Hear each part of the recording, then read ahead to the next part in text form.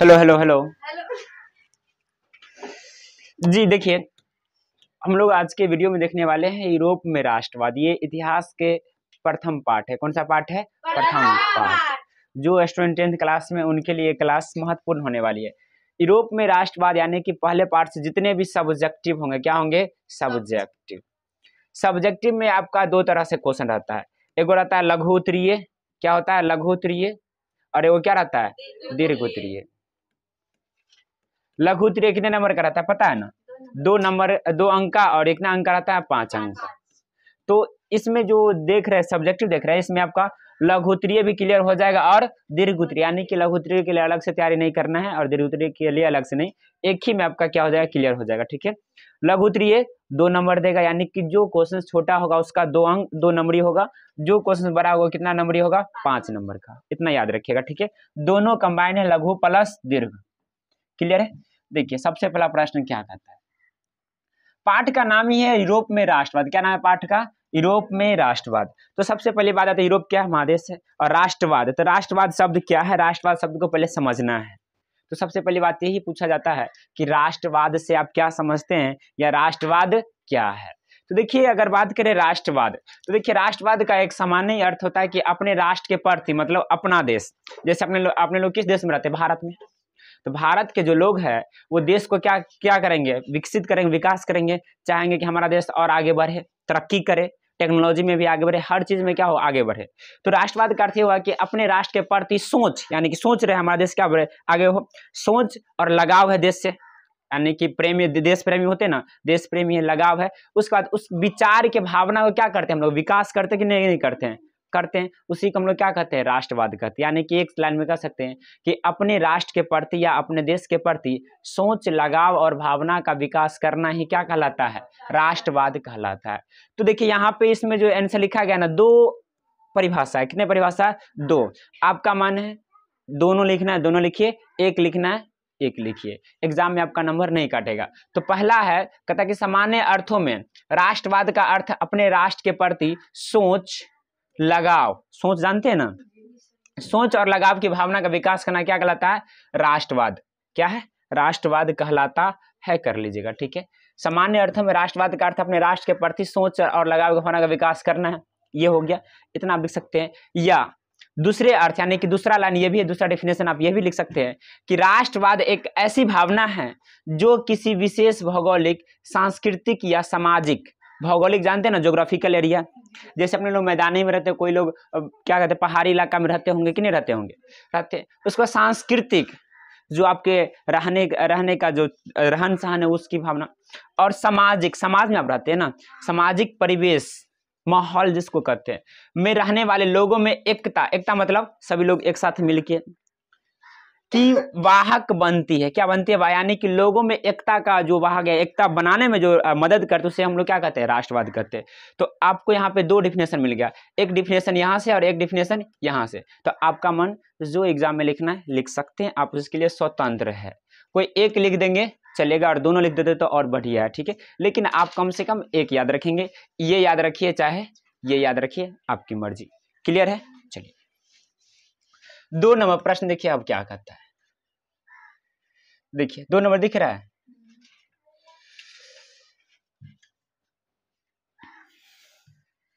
कहता है 2 नंबर कि यूरोप में, कहा? यूरोप में राष्ट्रवाद को फैलाने में नेपोलियन बोनापार्ट किस तरह सहायक, यानी कि यूरोप में जो है ना, यूरोप के लोगों में राष्ट्रवाद की भावना का विचार, यानी कि उनके में फैलाने मतलब जानते हैं ना, लोगों में बताने में नेपोलियन बोनापार्ट कैसे सहायक हो, यानी कि नेपोलियन बोनापार्ट वो यूरोप के लोगों में कैसे राष्ट्रवाद को रखे, लोगों के बारे में मतलब लोगों को बोले कि अपने राष्ट्र के प्रति सोच रखिए, लगाव रखिए और उसका विकास कीजिए। तो कैसे सहायक हुआ? जैसे अभी चुनाव का टाइम चल रहा है, तो नेता लोग आएंगे ना, कहते हैं ना कि हम ये देश का काम करेंगे, ये करेंगे, कहता ना, देश का विकास करने की बात करते हैं। तो उसी तरह नेपोलियन बोनापार्ट पूछते हैं कि किस प्रकार वो सहायक हुए। तो लिखिएगा उत्तर। क्या लिखिएगा? उत्तर। कहता यूरोप में राष्ट्रीयता की भावना के विकास में फ्रांस की राज्य क्रांति के पश्चात, पश्चात मतलब होता है बाद, क्या होता है? बाद। यूरोप में राष्ट्रीयता की भावना के विकास में फ्रांस की राज्य क्रांति के बाद नेपोलियन के आक्रमणों ने महत्वपूर्ण योगदान दिया। यानी कि नेपोलियन ने क्या किया था? यूरोप पे आक्रमण किया। योगदान मतलब भूमिका निभाया। यानी कि उसमें सहायता किया। फ्रांसीसी क्रांति ने राजनीति को अभिजात्य वर्गीय परिवेश से बाहर कर उसे अखबार जानते हैं, न्यूज़पेपर, सड़कों और सर्वसाधारण मतलब सभी में की वस्तु बना दिया। यानी कि जब ये आक्रमण किया ना, तो जो अभिजात्य वर्ग यानी कि बड़े बड़े लोगों, जो धनी मनी लोगों के बीच में क्या थे, वो फैले हुए थे। कौन? राजनीति जो था केवल बड़े बड़े लोगों यानी कि धनी मनी लोगों के पास। लेकिन जब ये आक्रमण किया तो उससे क्या कर दिया, बाहर कर दिया, और बाहर करके कहाँ ला दिया, अखबारों यानी कि न्यूज़पेपरों सब में आ गया। उसके बाद सड़कों पर यानी कि सभी लोग और सर्वसाधारण सभी लोगों के पास ये चले गए। किसकी बात? राजनीति के पास। ठीक है। उसके बाद कहता है कि यूरोप के कई राज्यों में नेपोलियन के अभियान यानी कि यूरोप में जो था ना, नेपोलियन अनेक सारे अभियान चलाए। क्या चलाए? अभियान। जैसे अभी क्या है, स्वच्छता अभियान चलता है। स्वच्छता अभियान में क्या करते हैं? स्वच्छ करते हैं, साफ सफाई करते हैं। तो उसी तरह नेपोलियन क्या किए? अनेक सारे अभियान चलाए। नवयुग जैसे अभियान क्या है? नवयुग का संदेश पहुंचा, यानी कि ये अनेक सारे अभियान चलाए और उससे क्या पहुंचा? नए युग का संदेश पहुंचा। किसमें? यूरोप में पहुंचा। कहता नेपोलियन ने जर्मनी और इटली के राज्य, कहाँ? जर्मनी और इटली के राज्यों को भौगोलिक नाम की परिधि से बाहर कर उसे वास्तविक एवं राजनीतिक रूपरेखा प्रदान की, जिससे इटली और जर्मनी के एकीकरण का मार्ग क्या हो गया? प्रशस्त, मतलब आसान हो गया। क्या हो गया? आसान। दूसरी तरफ नेपोलियन की सुधारवादी नीतियों के कारण फ्रांसीसी प्रभुता और आधिपत्य के क्या हो गए? विरुद्ध यूरोप में देशभक्ति विरोध मतलब क्या होता है? उसके अपोजिट में। जैसे हम ये इधर है तो अपोजिशन क्या होगा? हमारे सामने होगा, यानी कि उसके विरुद्ध क्या हो गया? यूरोप में देशभक्तिपूर्ण, अपने देश से क्या हो गए? लगाव हो गए, और उसी सभी लोगों में क्या हो गया? जग गया देशभक्ति की भावना, यानी कि राष्ट्रवादी की भावना जग गया। कौन जगह है? Napoleon Bonaparte. कब? जब ये क्या किए? आक्रमण के। क्या कर दिए? आक्रमण। अब सोच रहे हैं इतना तो नहीं लिखना है, तो देखिए आप इसमें से बेस्ट लाइन खोजिए कौन सा है। तो सबसे पहले आपको तो लिखना है प्राग आक्रमण के द्वारा इसका क्या हुआ? शुरू हुआ था। तो आप यहाँ देखिए, सर्वसाधारण वस्तु बना दिया, यूरोप में कई राज्यों द्वारा भी नए युग, यहाँ तक आपको कम से कम क्या कहते हैं एग्जाम में लिखना पड़ेगा। यहाँ तक संदेश पहुंचा, इतना लिख देते हैं तो आपका नंबर नहीं कटेगा। यानी कि यहाँ से शुरू कीजिएगा और यहाँ तक लिखना है, यानी कि 1 2 3 4 लाइन लिखना है। ठीक है, चलिए आगे चलते हैं। 2 था ना, 3 देखिए। 3 क्या है? कहता है कि 1830 की जुलाई क्रांति का फ्रांस पर क्या प्रभाव पड़ा? याद रखिएगा, ये इंपोर्टेंट है। क्या है? इंपोर्टेंट है, ध्यान दीजिए। ये पूछता है कि जुलाई क्रांति कब हुआ था? 1830 में। ऑब्जेक्टिव में भी पूछ देता है जुलाई क्रांति कब? 1830 में। और कहाँ हुआ? फ्रांस पर पूछ रहा है। फ्रांस पर क्या प्रभाव मतलब क्या आता है? इफेक्ट। प्रभाव मतलब क्या? इफेक्ट। इफेक्ट जानते हैं ना, जिसको हम लोग क्या कहते हैं? फर्क। क्या फर्क पड़ा? तो उत्तर लिखिएगा, उत्तर में लिखिएगा 1830 की जुलाई क्रांति के परिणाम स्वरूप, यानी कि जब युद्ध क्रांति हो गया उसके बाद परिणाम यानी कि रिजल्ट, फ्रांस में निरंकुश राजशाही का स्थान संवैधानिक गणतंत्र ने ले लिया। यानी कि जब क्या हुआ? जुलाई 1830 की क्रांति क्या हुई? खत्म हुई। तो उसके बाद फ्रांस में कहा? फ्रांस में निरंकुश राजशाही का स्थान कौन ले लिया? पहले निरंकुश था, यानी कि जो करेगा निरंकुश राजशाही, वहां के राजा ही करेंगे। लेकिन अब क्या कर लिए? संवैधान, यानी कि संविधान बन गया, उसके अनुसार क्या होगा? वहां कानून चलेगा। गणतंत्र में क्या? कानून जारी किया गया। इस क्रांति ने फ्रांसीसी क्रांति के सिद्धांतों को क्या किया? पुनर्जीवित, यानी कि फिर से जीवित कर दिया। पुनर्जीवित मतलब क्या? फिर से जीवित किया। तथा फ्रांस में उदारवादी मध्यम वर्ग का राजनीतिक महत्व बढ़ गया। पूछेगा किस क्रांति के बाद? किस क्रांति के बाद फ्रांस में उदारवादी एवं मध्यम वर्ग का राजनीतिक महत्व बढ़ गया? तो 1830 की जुलाई क्रांति। कब से? 1830 की जुलाई क्रांति से। क्लियर है? ये छोटा सा ये याद हो जाएगा, लेकिन याद रखेंगे ये इंपॉर्टेंट है। ये पूछा प्रीवियस ईयर में भी पूछा जा चुका है। 3 था। चलिए अगला देखिए, 4 देखिए, दिख रहा है ना? 4 नंबर प्रश्न पढ़िए तो क्या कर रहा है? 1848 की। देखिए वो 1830 की वो जुलाई क्रांति था, और ये 1848 की फ्रांसीसी क्रांति के कारण। कारण मतलब क्या? क्यों हुआ वो? पूछ रहा है कि 1848 ईस्वी की फ्रांसीसी क्रांति के क्या कारण थे, कारण पूछ रहा है। कारण जानते हैं ना, गांव घर में देखे होंगे, दो बच्चा झगड़ा कर लेता, माँ बाप पूछता है कि कैला झगड़ा किया है, तो यानी कोई कारण है ना पूछ रहा है। तो वही पूछ रहा है कि 1830 की जो क्रांति हुआ, इतना बड़ा क्रांति हो गया, क्यों हुआ, क्या कारण था। तो कहता उत्तर में कि 1830 की क्रांति के बाद 1830 जुलाई क्रांति, अभी इससे पिछले क्वेश्चन में था 1830 की, ध्यान दीजिएगा बात, लुई फिलिप फ्रांस का क्या बन गया, राजा बन गया।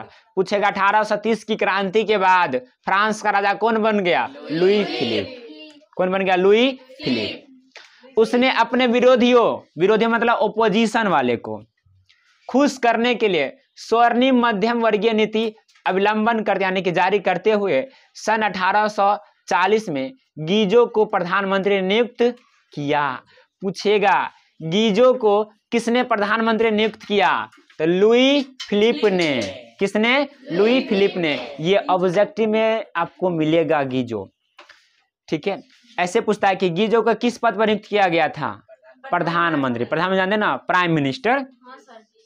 जो कट्टर प्रतिक्रियावादी था, कट्टर मतलब झगड़ा करने वाला आदमी था, कौन, गीजो को प्रधानमंत्री बना दिया गया। और जो क्या था, कट्टर प्रतिक्रियावादी, यानी कि झगड़ा करने में क्या थे, वो माहिर था। अब ऐसे आदमी को प्रधानमंत्री बना दिया गया देश चलाने के लिए, राज्य चलाने, देश चलाने के लिए। वह किसी भी तरह के वैधानिक, सामाजिक और आर्थिक सुधार को क्या था, विरुद्ध। यानी कि देखिए वो क्या था, कट्टर हो गया, यानी झगड़ा वाले आदमी थे। वो कोई भी वैधानिक यानी कोई भी कानून तरीके से काम होता था उसको रोकता था, यानी कि विरोध करता था। साथ ही साथ समाज में कोई बदलाव होता था उसको भी रोकता था। और आर्थिक सुधार, यानी कि कोई आदमी गरीब है उसको कोई रुपया देता था, उसको भी क्या करता, मनमाना करता था। क्यों, ये तो कट्टरवादी है। कट्टरवादी चाहेगा कि समाज हमारा सुधर जाए, नहीं ना, वो तो लुटना ही चाहता है। विरुद्ध हो गया, यानी कि उसके अपोजिशन हो गया। कहता है फिलिप के कारण, लुई फिलिप के पास कोई सुधारात्मक कार्यक्रम नहीं था। जब ऐसे आदमी प्रधानमंत्री बनेगा तो कोई सुधार वाला काम होगा क्या, नहीं।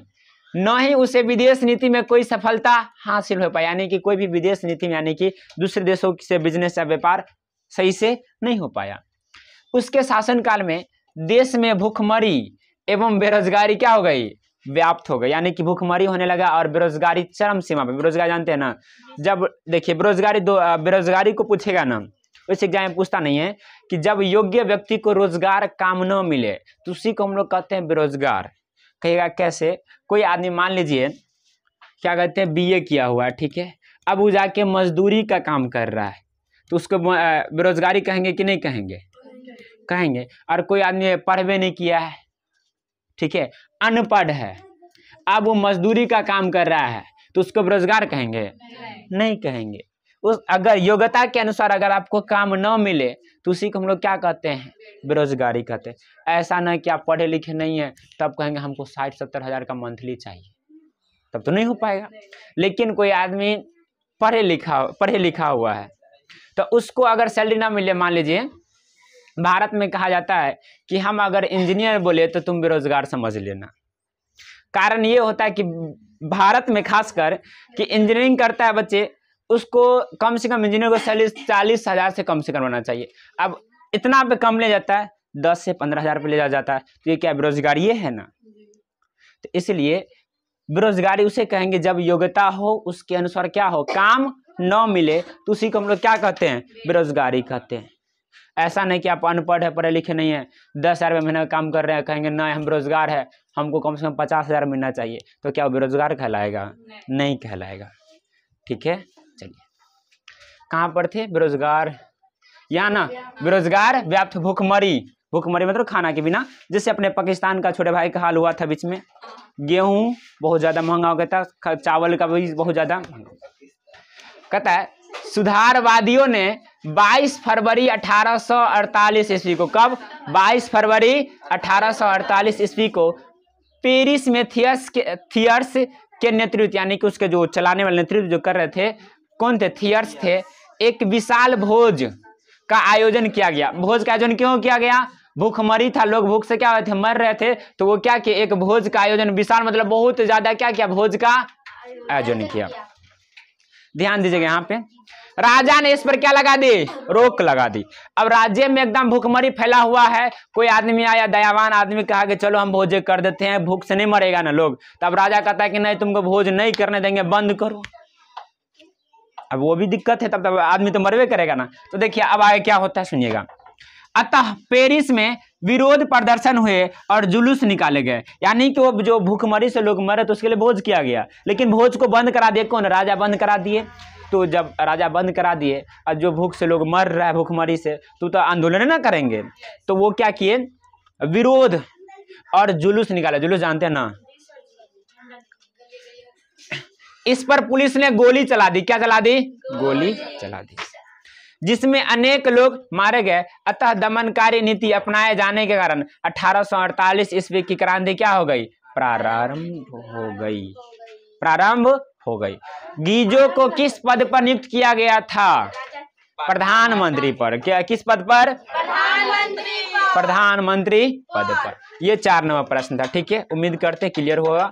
4 के बाद क्या आता है, 5। अब देखिए आप 2 क्रांति पर हैं, क्या पर हैं, 1830 पर हैं और 1848। 2 क्रांति। 1830 के बाद फ्रांस का राजा कौन हो गया, लुई फिलिप। तो उसके राज्य में क्या हो गया, 1848 का हुआ था, क्रांति हुआ ना। क्यों हुआ 1848 ईस्वी क्रांति, जब 1830 की क्रांति के परिणाम है, उसके बाद कौन राजा बन गया, लुई फिलिप। लुई फिलिप एक कट्टरवादी, घोर प्रतिक्रियावादी गीजो को प्रधानमंत्री नियुक्त कर दिया, जो सामाजिक और क्या करते आर्थिक सुधार नहीं होने दिया, और जिसके कारण राज्य में क्या हो गया, भूखमरी और बेरोजगारी फैल गया। उसके बाद 1800 क्या कितना में, देखिए ना कहाँ गया 22 फरवरी 1848 ईस्वी को सुधारवादी, यानी कि जो लोग सुधार का काम करते वो लोग क्या कर दिए, भोज का आयोजन किए। भोज भी क्या करा दिया, राजा ने बंद करा दिया। बंद कराया तो उसके कारण क्या उसका विरोध प्रदर्शन हुआ, क्या निकाला गया, जुलूस निकाला गया। और इस पे पुलिस वालों ने क्या कर दिया, गोलियां चला दी और अनेक सारे लोग मारे गए। और इस अतः दमन का नीति अपनाए जाने के कारण क्या हुआ, 1848 ईस्वी क्या हो गई, प्रारंभ हो गई। यानी कि जब पुलिस गोली चलाएगा, लोग मारा जाएगा, तो क्रांति तो शुरू होगा ही होगा। कहेगा राजा हटो, राजा हटो, यही ना। अब देखिए, तो अब पूछता है कि विशेषता जानता है ना। देखिए 2 क्रांति आप पढ़े हैं, 1830 की क्रांति और 1848 की। तो दोनों की विशेषता आपसे पूछ रहा है, क्या पूछ रहा है, विशेषता। तो दोनों में क्या विशेषता थी, तो आप एग्जाम में कैसे लिखिएगा, 1830 और 1848 की क्रांतियों की सामान्य विशेषताएं निम्नलिखित थी है, थोड़ी थी ना, हो चुका है ना। कहता पहला विशेषता कहता है कि सभी क्रांतिकारी प्रतिक्रियावादी और निरंकुश शासन के क्या चाहते थे, समाप्त चाहते थे, यानी कि निरंकुश शासन क्या हो, समाप्त हो। दूसरा विशेषता क्या है कि वे उदारवाद और राष्ट्रवाद के क्या थे, समर्थक में थे। तीसरा है कि वे वैधानिक शासन, यानी कि कानून के हिसाब से की मांग करें, यानी कानून के हिसाब से क्या चले, शासन चले। जैसे इंडिया में कोई भी कितना भी गरीब हो तो उसको अगर अधिकार नहीं मिला तो संविधान है, उसको कोई झूठे केस में नहीं फंसा सकता, कौन बचाता है, संविधान है ना बचाता है। तो वही क्या चाह रहे थे वहां के लोग, जनता चाह रहे थे। चौथा पॉइंट है कि दोनों क्रांतियों की एक मुख्य विशेषता यह भी थी कि स्वतंत्रता और नागरिक अधिकारों की क्या हो, सुरक्षा मुख्य मुद्दा था। यानी कि स्वतंत्रता मतलब जानते हैं ना, आजादी, और नागरिक यानी कि यहाँ की नागरिकता के लिए। जैसे अपने लोग क्या है, नागरिकता अपने लोग को मिला है ना, किस आधार पे, जन्म के आधार पे मिल सकता है, भाषा के आधार पे मिला है, अपने लोग को जन्म के आधार पे नागरिकता मिला ना। नागरिकता मतलब भारत के ये निवासी है कि नहीं है। तो ये हो गया आपका 1830 की और 1848 की जुलाई क्रांति। उम्मीद करेंगे आपको समझ में आ गया होगा। आज के लगते हैं 5 ही प्रश्न, और ये सभी प्रश्नों को आप लिख लीजिए और याद कर लीजिएगा। मिलते हैं अगले वीडियो में। जय हिंद, जय भारत।